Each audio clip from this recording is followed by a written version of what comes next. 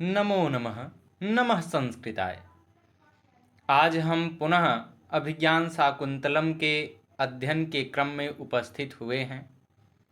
अभी तक हमने अभिज्ञान शाकुंतलम के प्रथम अंक के कुल 3 श्लोकों का अध्ययन कर लिया है। इस कक्षा में हम चौथे श्लोक से प्रारंभ करते हैं।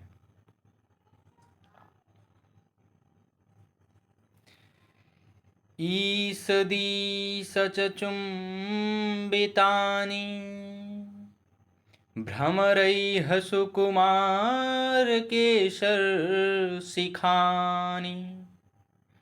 अवन्तशयन्ति दयमानाः प्रमदाः शीर्षकुसुमानि।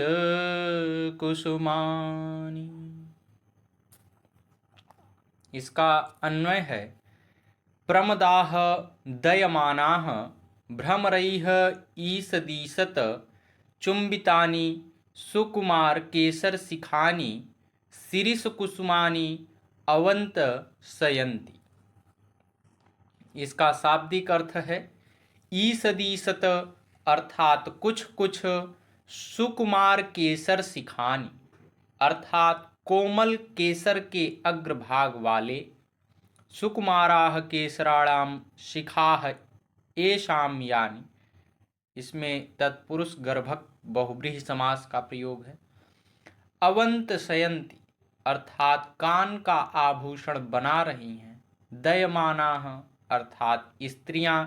शिरीष कुसुमानि अर्थात शिरीष के पुष्पों को। शीर्षाणाम कुसुमानि, इसमें षष्ठी तत्पुरुष समास का प्रयोग है। पुनः एक बार श्लोक को देखते हैं। ईषदीश च चुम्बितानि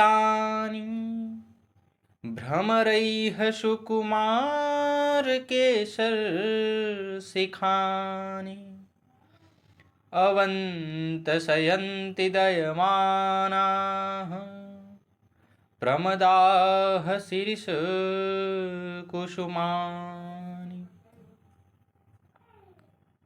अर्थात युवतियां दया भाव से भंवरों के द्वारा कुछ कुछ आस्वादित कोमल केसर शिखायुक्त शिरीष के फूलों को कान का आभूषण बना रही हैं। इसकी टिप्पणी में हम बताएंगे कि यह उद्गाथा छंद में लिखा गया है और इसमें काव्यलिंग अलंकार का प्रयोग है। 5वां श्लोक है। तवास्मि गीतरागेण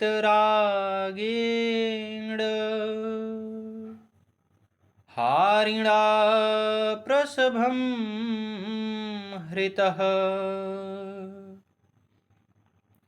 एष राजेव दुष्यन्तः सारंगेणातिरन्हसा।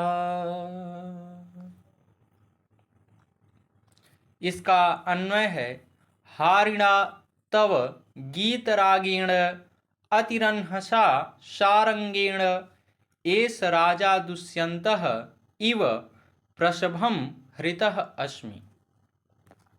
इसका शाब्दिक अर्थ है हारिणा अर्थात मन को आकृष्ट करने वाले, गीतरागेण अर्थात गीत के माधुर्य से, गीतस्य रागः तेन, इसमें षष्ठी तत्पुरुष समास का प्रयोग है। अतिरन्हसा अर्थात अत्यंत तीव्र गति वाले, सारंगः अर्थात मृग, प्रसभम अर्थात बलपूर्वक, प्रगता सभा विचारः अस्मात्, इसमें बहुव्रीहि समास है। यहाँ पर बलात् अर्थ में प्रसभम का प्रयोग किया गया। हृतः अर्थात हर लिया गया। पुनः एक बार श्लोक को देखते हैं। तवास्मि गीतरागेण हारिणा प्रसभं हृतः एष राजेव दुष्यन्तः सारंगेणातिरन्हसा।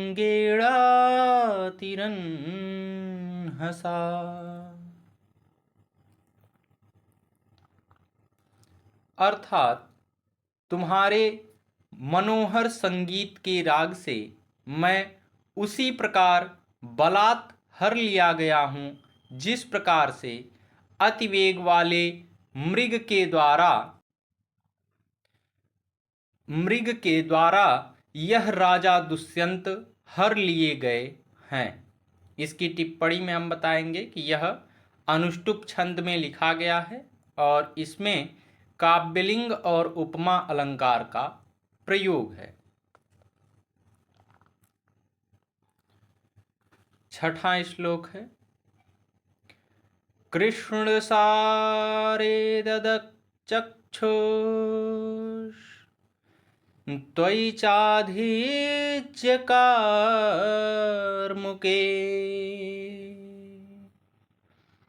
मृगानुसारिणं साक्षात् पश्यामीव पिनाकिनम्।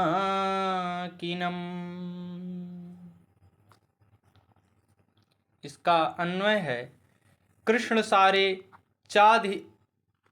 सारे आधिज्य कार्मुके त्वयि च चक्षुः ददत मृगानुसारिणं साक्षात् पिनाकिनं पश्यामि इव।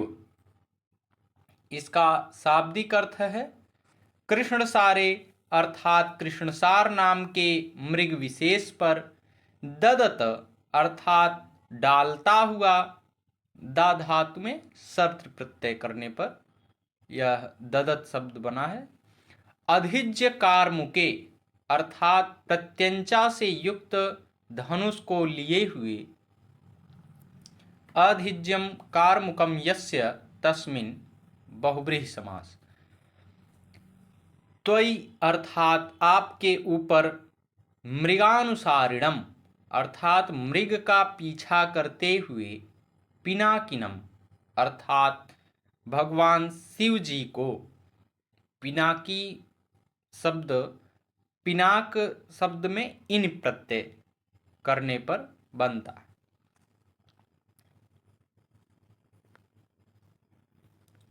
पुनः एक बार श्लोक को देखते हैं।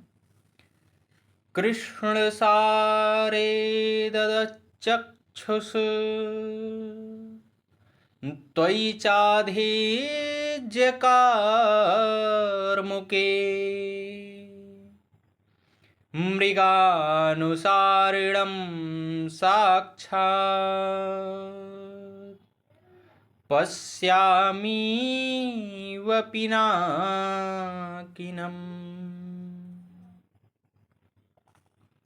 अर्थात मैं इस कृष्णसार मृग और धनुष चढ़ाए हुए आप पर दृष्टिपात करके मृग का पीछा करते हुए साक्षात मानो भगवान शिव को देख रहा हूँ।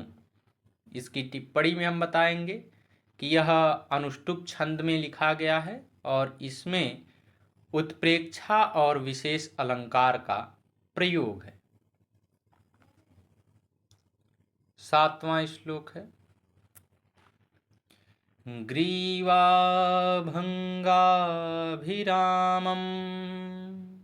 मुहुरनुपतति स्यन्दने दत्तदृष्टिः पश्चार्धेन प्रविष्टः सर्पतनभयात् भूयसा पूर्वकायम्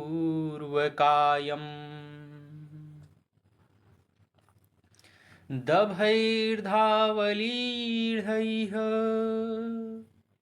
श्रमविवृत्तमुख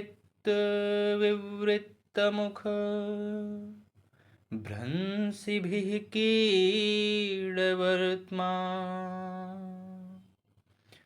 पश्योदग्रलुप्त्वाद् वियति बहुतरम् स्तोकमूर्व्या प्रयाति।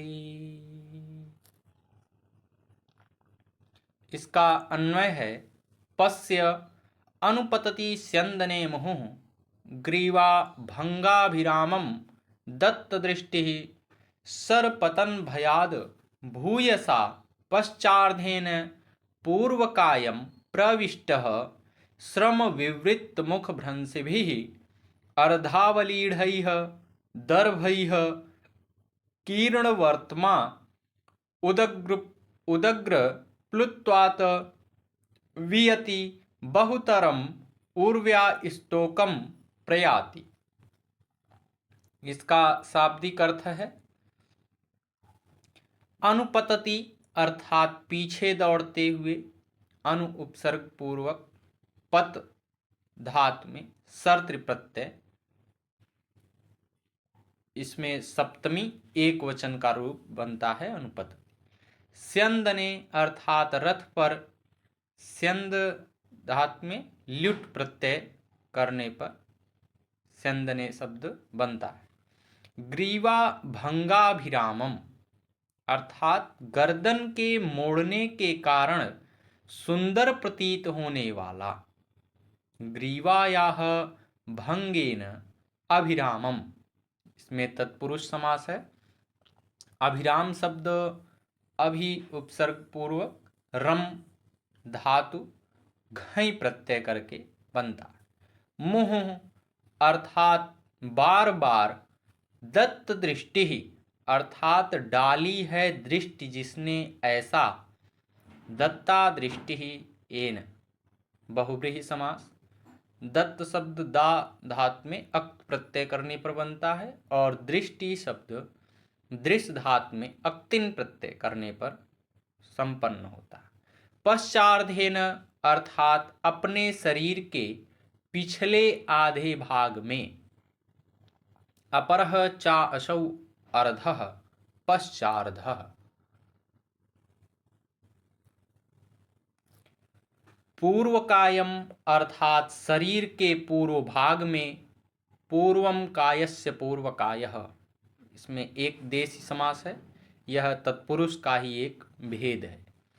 श्रम विवृत मुख भ्रंशिभिः अर्थात भागने के परिश्रम से खुले हुए मुख से नीचे गिरने वाले, श्रमेण विवृतात् मुखात् भ्रंशिभिः, इसमें तत्पुरुष समास का प्रयोग है। अर्धावलीढैः अर्थात आधे चबाए हुए, अर्धम अवलीढैः, इसमें भी तत्पुरुष समास है। दर्भैः अर्थात कुशों से, कीर्णवर्त्मा अर्थात व्याप्त मार्ग वाला, कीर्णम वर्त्म यस्य सह बहुव्रीहि समास है। कीर्ण शब्द क्री धातु में अक्त प्रत्यय करने पर बनता है। उदग्र प्लुत्वात् अर्थात ऊंचा और लंबा कूदने के कारण, वियति अर्थात आकाश में, स्तोकम थोड़ा, उर्व्याम अर्थात पृथ्वी पर, स्तोकम प्रयाति अर्थात कम चल रहा है। पुनः एक बार हम इस श्लोक को देखते हैं। ग्रीवा भंगाभिरामं मुहुरनुपतति स्यन्दने दत्तदृष्टिः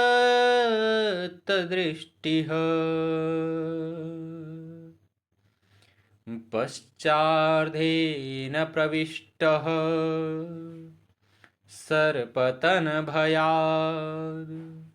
भूयसा पूर्वकायम्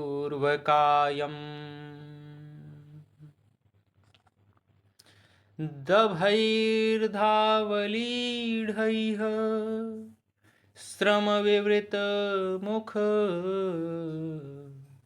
भ्रंशिभिः कीर्णवर्त्मा पश्योदग्रलुप्त्वाद् वियति बहुतरम् स्तोकमूर्व्या प्रयाति। अर्थात यह अब भी पीछा करते हुए हमारे रथ पर बार बार गर्दन को मोड़ करके मनोहर दृष्टिपात करता हुआ बाण लगने के भय से अपने अधिकांश पिछले भाग को पूर्व भाग की ओर समेटे हुए, परिश्रम के कारण खुले हुए मुख से गिरते हुए अर्धचर्वित कुशों से मार्ग को व्याप्त करता हुआ ऊंची कूद के कारण आकाश में अधिक और पृथ्वी पर कम चल रहा है। इस श्लोक में राजा जो है वो अपने सारथी से इस बात को बता रहे हैं। कहते हैं कि जब यह मृग जिसका हम लोग पीछा कर रहे हैं ये बार बार अपनी गर्दन को घुमा करके मनोहर दृष्टिपात करता हुआ हमारे रथ की तरफ देख रहा है, क्योंकि उसे इस बात का भय है कि कहीं उसे हमारे द्वारा छोड़ा गया बाण ना लग जाए, इसलिए वो इतनी तीव्र गति से भाग रहा है कि जो उसका पिछला भाग है यानी पीठ के बाद का जो भाग है उसको वह बहुत तेजी से आगे की तरफ करके दौड़ रहा है और गर्दन को भी बार बार घुमा कर देखता हुआ चल रहा है। और कहते हैं कि जब वह बहुत तीव्र गति से दौड़ता है, स्वाभाविक सी बात है जब हम भी दौड़ते हैं तो हमारी सांसें तेज चलने लगती हैं और हमारे मुख अपने आप खुलने लगते हैं। तो जब वह मृग बहुत तीव्र गति से भाग रहा है तो बहुत परिश्रम के कारण उसका मुख भी खुल जाता है और वह जो अभी कुश के ग्रास को चबा रहा था उसको पूरा वो अभी चबाया नहीं था, तो जो आधा चबाया गया भाग उसके मुख में था वो जब बहुत तेजी से सांस लेते हुए वो दौड़ रहा है मुख खोल करके, तो वो रास्ते भर वो जो उसने आधा चबाया हुआ कुश मुख में लिया है वो पूरे रास्ते में गिर रहा है। और जब वो इतनी तीव्र वेग से दौड़ रहा है तो दौड़ते समय वो जब छलांग लगाता है तो आकाश में यानी जब छलांग लगाएगा तो ऊपर बहुत समय तक रहेगा, लेकिन जब नीचे यानी पांव रखता है तो केवल क्षण मात्र रखता है फिर अगली छलांग लगा देता है। तो वही बात इसमें बताई जा रही है कि ऊंची कूद के कारण आकाश में अधिक है और पृथ्वी पर कम चल रहा है। इसकी टिप्पणी में हम बताएंगे कि यह सृगधरा छंद में लिखा गया है और इसमें काव्यलिंग और स्वभावोक्ति अलंकार का प्रयोग है। आज की कक्षा में बस इतना ही। नमो नमः। नमः संस्कृताय। धन्यवाद।